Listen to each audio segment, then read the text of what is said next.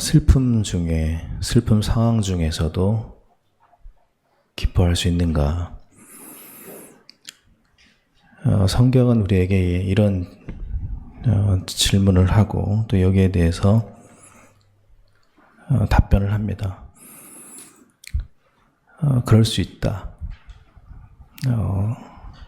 사막 한가운데에서도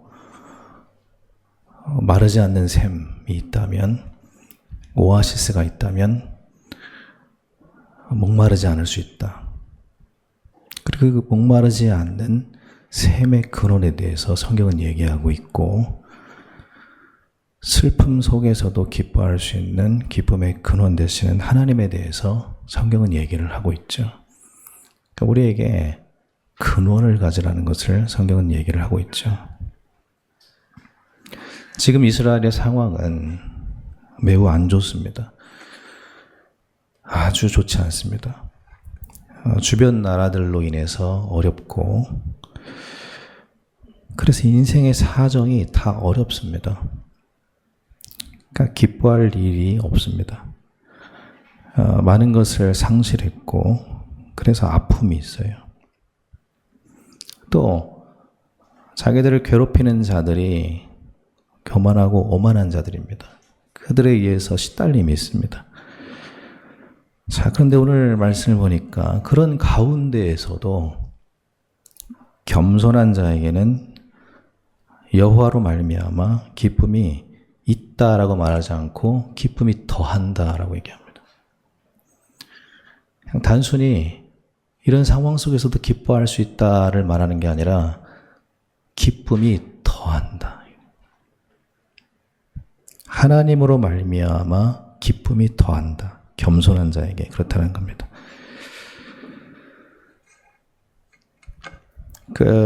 저희 어머니가 이제 수술을 하시는 날, 제가 이제 좀 일찍 도착했습니다.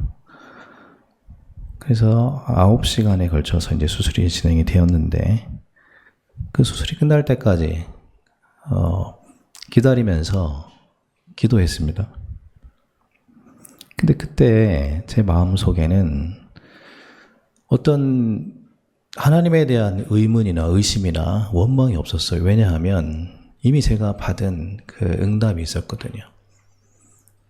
내가 너희 엄마를 사랑한다 라는 그 응답을 제가 받았거든요. 거기에 대해서 그 말은 이런 의미였습니다. 내가 그를 천국으로 데려가는 것도 나의 사랑이고 그를 치유하는 것도 나의 사랑이다. 다 사랑인 거예요. 그 모두가. 그렇잖아요. 우리를 천국으로 데려가는 것도 사랑이고 우리를 치유하는 것도 사랑입니다. 의심할 게 없었고 원망할 게 없었습니다. 그 하나님의 사랑 때문에 그냥 기도하면서 그냥 평안하게 감사하면서 기도했습니다. 뭐가 느껴져서 감사가 됐냐면 하나님이 사랑한다는 게 느껴지니까 감사가 되는 거예요. 다른 것보다. 다른 어떤 상황적인 요인 때문에 감사할 게 별로 없죠. 뭐가 그렇게 감사할 게 있겠습니까? 상황적으로 보면. 그런데 하나님의 사랑이 느껴지니까, 하나님의 그 변치 않는 성품, 하나님의 변치 않는 진실한 사랑이 느껴지니까 감사한 거예요, 그냥. 사람들은 상황 따라 늘 변하고 사정 따라서 마음이 변하는데 하나님의 사랑은 변하지 않는 거예요. 그러니까 그 하나님의 성품이 느껴지니까 감사한 겁니다. 내가 살고 있는 세상은 사람들의 상황 따라 마음이 늘 변하는데 하나님은 변함이 없는 거예요. 제가 이거를 믿으려고 애쓴 게 아니라 그냥 믿어졌습니다. 그 믿어지게 하는 것도 감사한 거예요. 만약에 여러분 이런 사람이 내 곁에 있다라면 어떻게 되겠습니까? 변치 않는 성품을 가진 사람이 변치 않는 진실함으로 내 옆에 있다라면 그게 기쁨의 근원이잖아요. 시편 33편 3절에 보니까 새 노래를 부르자. 새 노래를 부르면서 즐거워하자. 근데 그 즐거움과 기쁨의 이유가 그 다음 절부터 나오는데 뭐라고 나오냐면 어떤 일이 일어났기 때문에 기쁜 게 아니고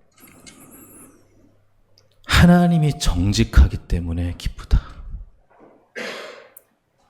하나님이 진실하기 때문에 기쁘다라는 겁니다. 이걸 어떻게 말할 수 있습니까? 하나님의 성품 때문에 기쁘다라는 거거든요. 내가 운영하는 회사에 변함없이 성실한 직원이 있는 것 같아요. 그러면 그 변함없는 성실함의 성품이 사장을 기쁘게 하잖아요.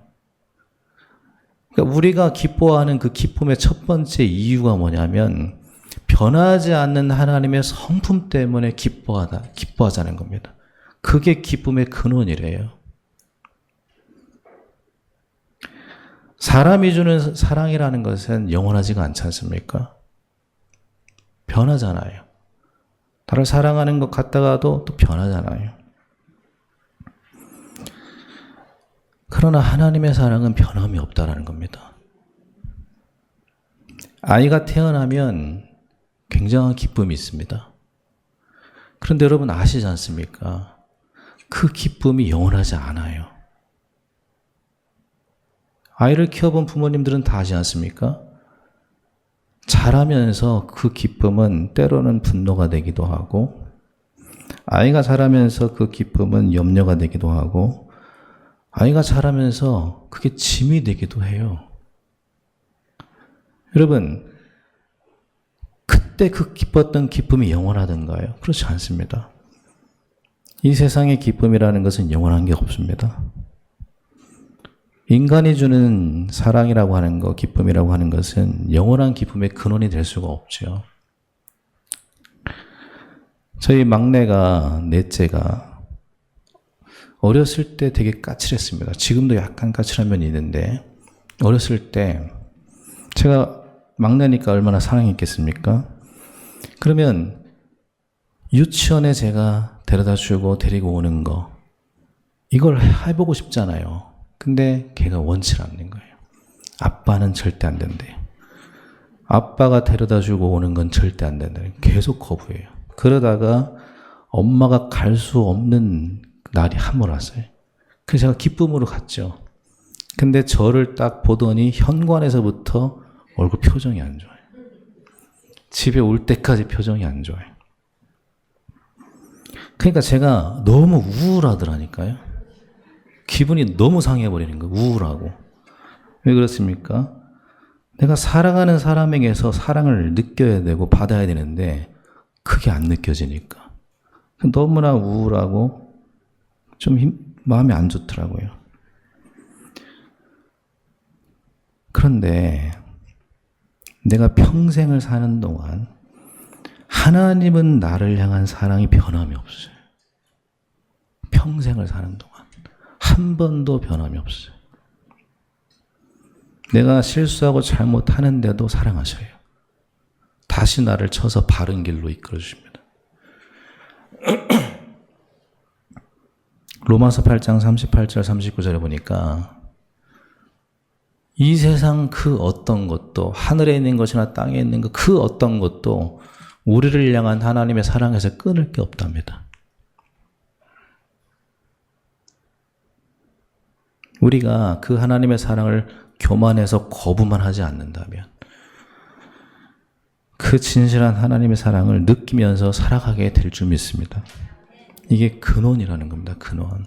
그러니까 우리가 이 근원을 가지고 살아가야 된다는 건 말은 어떤 것과 같냐면 요즘 날씨가 더워서 아이들이 물통에 물을 싸가잖아요. 거기다 얼음도 넣고 시원하게 해서 가져갑니다. 그러나 물통에 있는 물만 가지고는 살 수가 없습니다.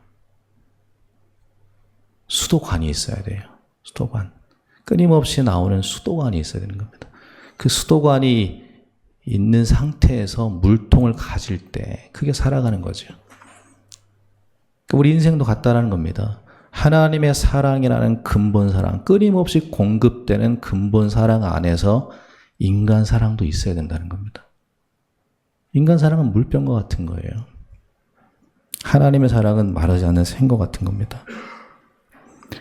여러분 그런 것도 경험해 보셨을 겁니다. 집에 불평불만하는 한 사람만 있어도요. 그 한 사람의 성품 때문에 집안 전체가 괴롭습니다. 성품이 주는 괴로움이 있어요. 반대로 성품이 주는 기쁨도 있습니다. 그러니까 저는 집에서 저희 아내가 감사한 게 그건데 항상 희망적이에요. 그게 성품이 되어버렸어요. 항상 희망적입니다. 그러니까 집에서 웃을 일은 다 어디서 나오냐면은 아내로부터 나와요. 그게 성품이에요, 그게. 우리가 교만해서 그렇지, 교만하기 때문에 보지 못하는 거지. 하나님은 우리를 위한 가장 좋은 길을 알고 계시고 그 좋은 길로 지금도 우리를 인도하고 계십니다. 우리 생각이 아무리 좋아도 하나님보다 좋을 수는 없습니다. 근데 교만한 자는 하나님을 판단한대요. 여기 말씀해 보니까 16절 보니까 교만한 자들은 어떻게 하냐면 자기를 빚은 이에게 16절 후반 봅니다. 자기를 빚은 이에게 대하여 이르기를 당신은 총명이 없다 이렇게 한다라는 거예요. 내가 더 뛰어나다라는 겁니다. 내 생각이 옳다라고 주장한다는 겁니다. 빚은 이를 향해서. 여기 모든 이야기는 교만한 자와 겸손한 자를 계속 번갈아 가면서 얘기합니다. 근데 근원적인 기쁨이라고 하는 것은 겸손한 자에게 있다는 겁니다. 겸손한 자는 누굽니까?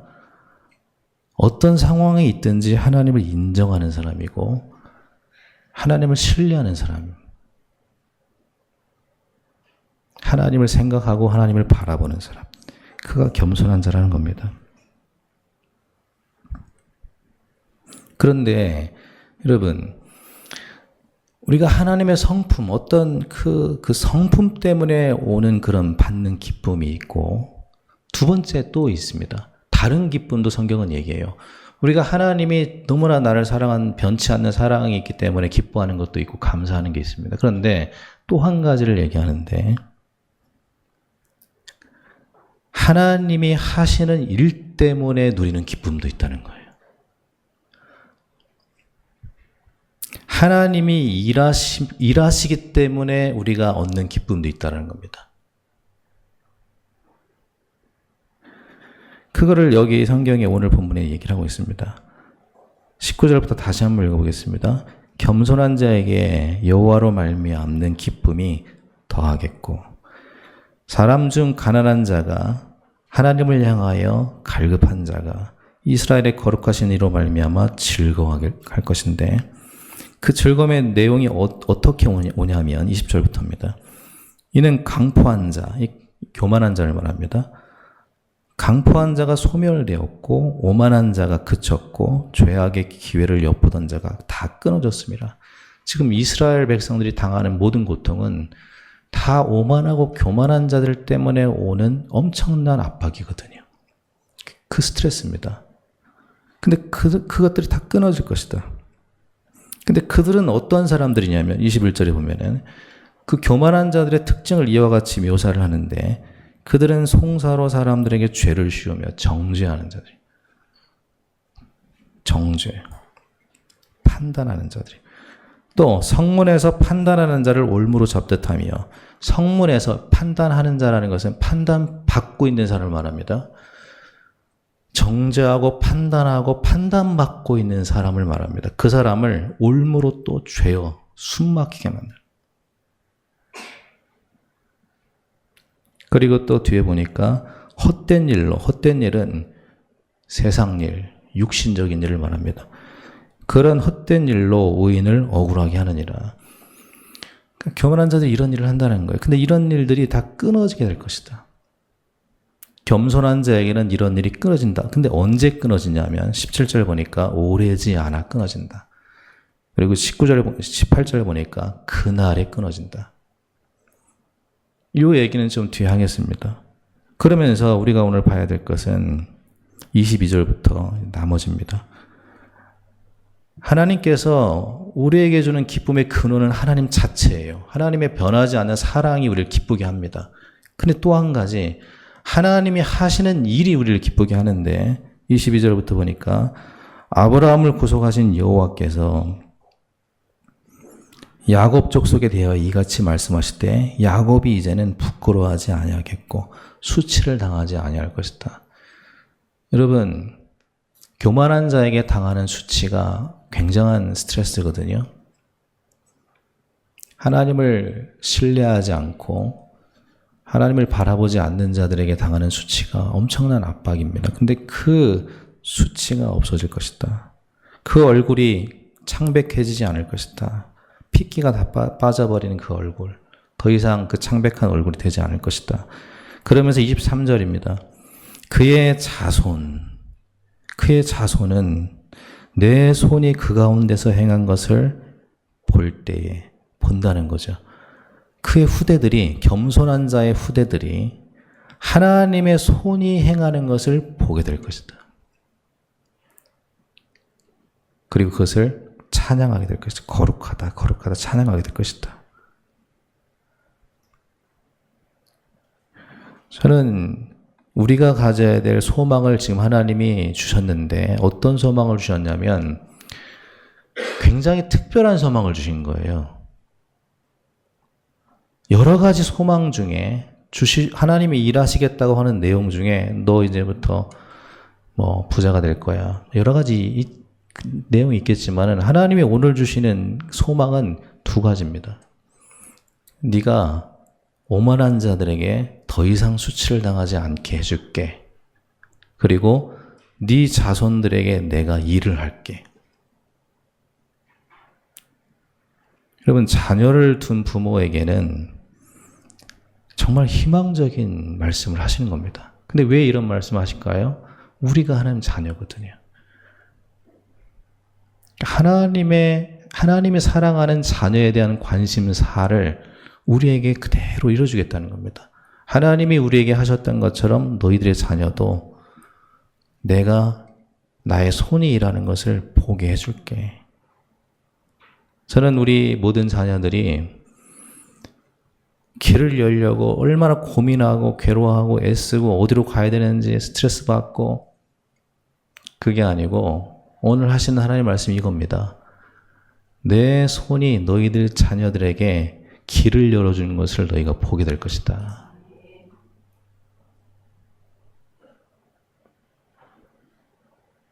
제가 그 수술실 앞에서 계속 기도를 하면서 그냥 계속 기도가 나오잖아요. 그 앞에서. 근데 어떤 모습이 그려지냐면 계속 기도를 하다 보니까 하나님의 손이, 하나님이 그 수술실에 함께 계시는 게 그려져요. 그리고 하나님의 손이 의사들 손 위에 같이 덧입혀져 있는 게 보여져요. 그런 게 그려집니다. 하나님이 일하고 계시는 게 그려지더라고요. 하나님이 일하고 계시는구나. 하나님이 일하고 계십니다. 누구에게요? 겸손하게 하나님을 신뢰하고 바라보는 자에게. 하나님은 일하고 계십니다. 우리가 하나님의 성품으로 인해서 기뻐하기도 하지만 하나님은 하나님이 일하는 기쁨에 대해서도 얘기하고 있다는 것을 기억해야 됩니다. 조건은 한 가지밖에 없어요. 겸손한 자에게.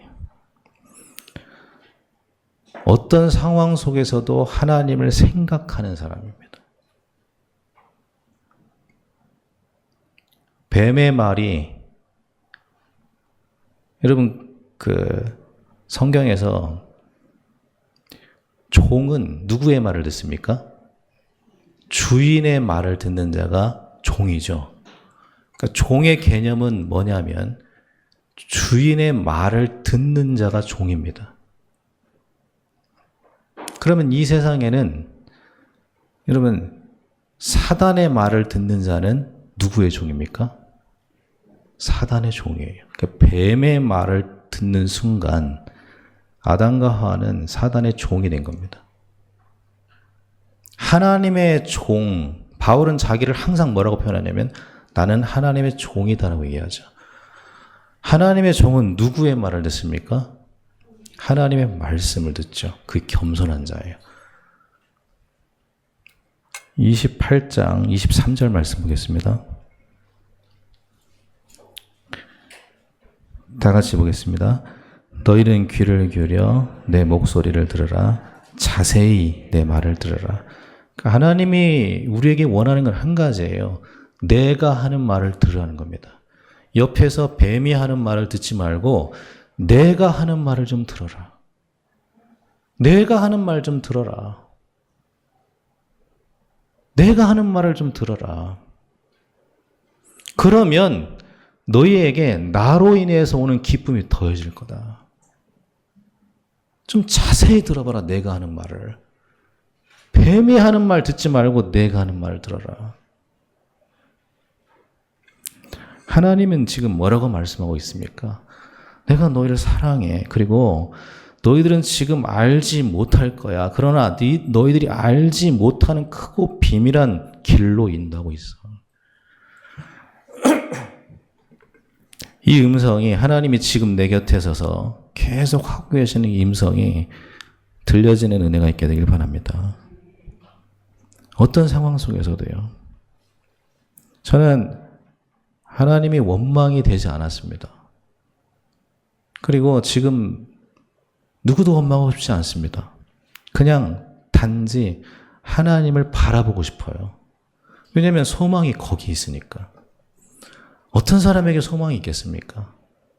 우리의 소망은 하나님께 있습니다. 다시 하나님 바라보시고 또 하나님 바라보는 은혜가 있게 되길 바랍니다. 여러분, 이 기쁨, 하나님이 주는 기쁨이란 이 말씀이 우리에게 소망이잖아요. 저는 이게 소망이에요.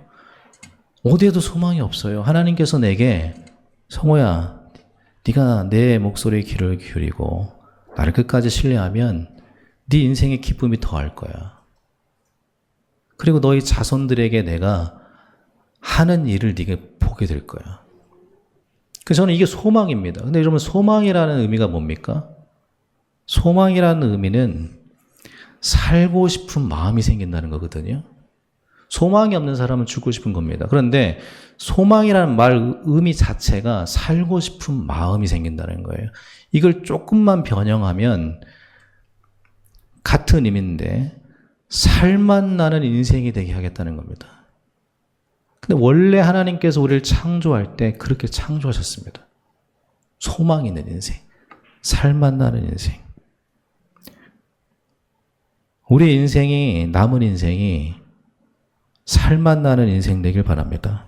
하나님이 우리에게 주고자 하는 인생은 살맛 나는 인생입니다. 에스겔 36장 37절에 보니까 하나님께서 우리에게 이렇게 말씀하셔요. 주 여호와께서 이같이 말씀하셨느니라. 그래도 이스라엘 족속이 이같이 자기들에게 이루어 주기를 내게 구하여야 할지라. 지금 하나님께서 우리에게 소망의 말씀을 주셨거든요. 근데 하나님이 뭐라고 말씀하시냐면 그래도 내게 이루어 주기를 구하여야 할지라. 기도하라는 거예요. 기도. 하나님은 기도하라고 말씀하십니다. 내가 이 모든 소망을 너희들에게 줄게. 그런데 내게 기도해야 돼. 그래도 구해야 돼. 우리 모든 성도님들 기도하시기 바랍니다. 기도하는 은혜가 있게 되길 바랍니다. 기도가 인생이 새롭게 되는 시작입니다. 여기 다시 17절로 돌아가서요. 여기 하고 마무리하겠습니다. 17절로 돌아가서 그날이 언제냐? 하나님이 우리에게 기쁨을 더해주는 날, 하나님의 손이 역사하는 그날이 언제냐? 오래지 아니하여 그리고 18절에 그날에 이렇게 나와 있죠. 이 말씀의 의미는 항상 똑같습니다. 성경에서 말하는 그날은 예수님이 오시는 날이에요. 예수님이 오시는 날을 말합니다. 항상이요. 그런데 여러분, 예수님은 먼 미래에 오십니까? 아니죠. 이미 오셨고 지금도 오고 계시고 지금 우리 안에 계시죠. 그 얘기를 하는 거예요. 그래서 이 그날은 예수님이 내 안에 계시는 날 말합니다.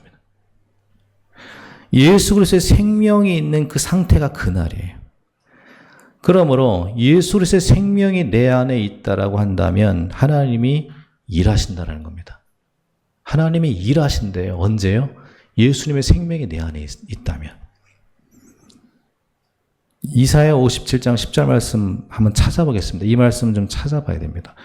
이사야 57장 10절 말씀.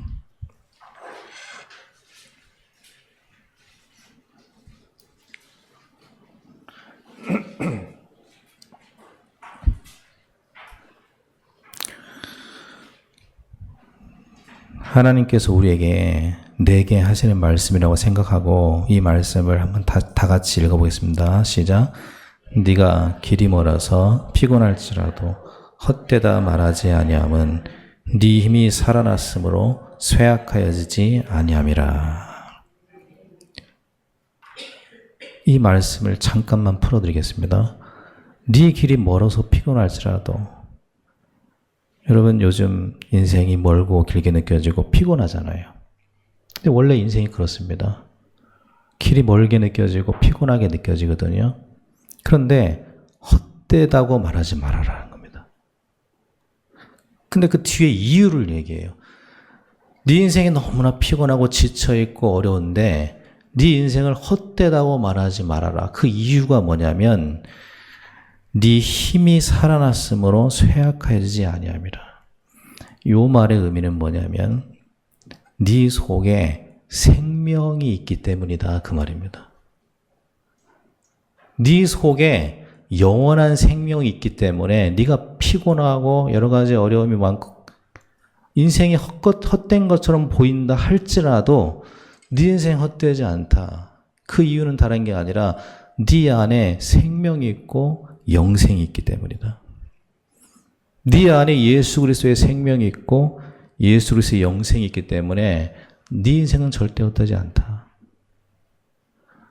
하나님은 네가 한 일 때문에 헛되지 않은 게 아니라 네가 이뤄놓은 어떤 일 때문에 헛되지 않은 게 아니라 네 속에 영원한 생명이 있기 때문에 네 인생은 헛되지 않은 거야. 우리는 항상 어떤 결과물을 가지고 인생의 헛됨의 유무를 따지지 않습니까? 내가 인생 잘 살았나 못 살았나? 근데 하나님은 그렇게 말씀하지 않습니다.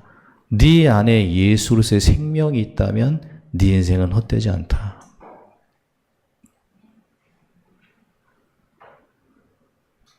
예수 그리스도가 내 안에 계신다면 우리는 구원의 가치만큼 가치 있는 인생입니다. 그 인생은 예수 그리스도의 생명이 있는 인생은 오늘 말씀에 이렇게 말씀하는 거죠. 하나님께서 너에게 기쁨이 더할 것이고 반드시 내 손이 일하는 것을 보게 될 것이다. 그렇게 될 줄 믿습니다. 그런데 구하여야 할지라. 이 말씀을 붙잡고 기도하시기 바랍니다. 바닷속이 아무리 아름다워도 산소통이 없는 순간 바닷속은 지옥이 되는 겁니다. 산소통 없는 바다가 얼마나 두렵습니까?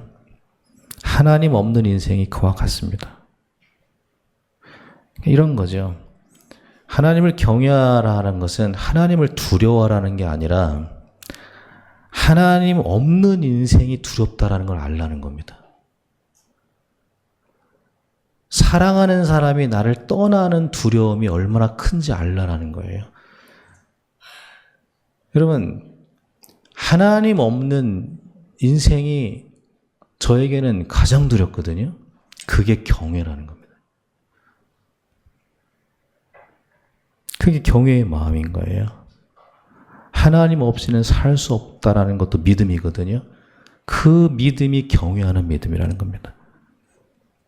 그 하나님 없이 살 수 없다라는 그 밑바탕에 있는 그 믿음을 가지고 오늘 말씀을 붙잡고 하나님께 기도하시기 바랍니다. 그러면 진실하시고 신실하시고 변치 않는 성품을 가지고 우리를 향한 사랑을 가지고 계신 하나님께서 기쁨을 더하게 하신다. 내가 일하는 것을 너에게 보여주리라. 이것을 볼 때까지 기도하시고 우리 남은 인생이 소망이 넘치는 앞으로 살맛이 나는 그런 인생이 될 줄 믿습니다. 그런 인생 되기를 예수님의 이름으로 축원합니다.